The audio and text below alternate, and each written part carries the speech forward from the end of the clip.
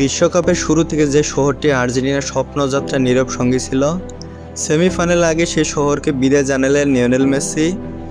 সামাজিক যোগাযোগ মাধ্যমে আবেগ গণবার্তায় কানসাসের প্রতি কৃতজ্ঞতা প্রকাশ করেছেন আর্জেন্টাইন অধিনায়ক। বিশ্বকাপের শুরু প্রায় 15 দিন আগে কানসাসে নিজেদের প্রস্তুতি শুরু করেছিলেন লিওনেল স্কেলোনির দল। পুরো টুর্নামেন্ট জুড়ে এই শহরের অনুশীলন কেন্দ্র থেকে ম্যাচ খেলতে যাওয়া, আবার ফিরে এসে পরবর্তী লড়াইয়ের প্রস্তুতি নেওয়া, সব মিলিয়ে কানসাস যেন হয়ে উঠেছিল ছোট আর্জেন্টিনা। সেই অধ্যায়ের সমাপ্তি টেনে শেষ অনুশীলনের কয়েকটি ছবি প্রকাশ করে মেসি লিখেছেন, কানসাসের শেষ দিন, সব কিছুর জন্য ধন্যবাদ। একই অনুভূতি প্রকাশ করেছেন দলের রক্ষণভাগের খেলোয়াড় লিসান্দ্রো মার্টিনেসও। তিনি লিখেছেন, ধন্যবাদ কানসাস, আমাদের যাত্রা এখনও শেষ হয়নি।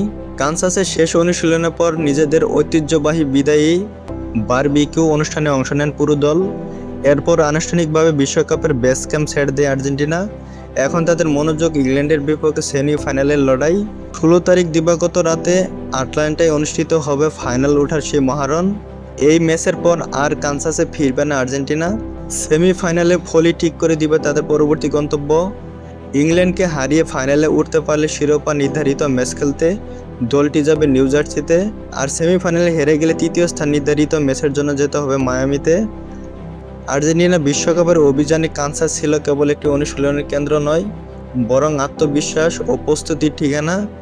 গ্রুপ পর্বের প্রতিটি ম্যাচের আগে ও পরে এই শহরে ফিরে এসেছে লিওনেল স্কেলোনির শিষ্যরা।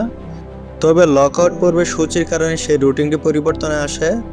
কেপ ভার্দের বিপক্ষে ম্যাচের পর দলটি মায়ামিতে অবস্থান করে, পরে মিশরের বিপক্ষে শেষ 16 লড়াই খেলতে যায় আটলান্টায়।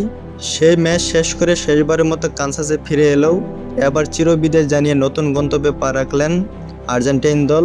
মেসি ও লিসান্দ্রোর সংক্ষিপ্ত বিদায় বার্তায় শুধু একটি শহরকে ধন্যবাদ জানানোর মধ্যে সীমাবদ্ধ নয়, এটি এমন এক অধ্যায়ের সমাপ্তি যেখানে কানসাস আর্জেন্টিনা বিশ্বকাপের স্বপ্নের অন্যতম ভিত্তি হয়েছিল।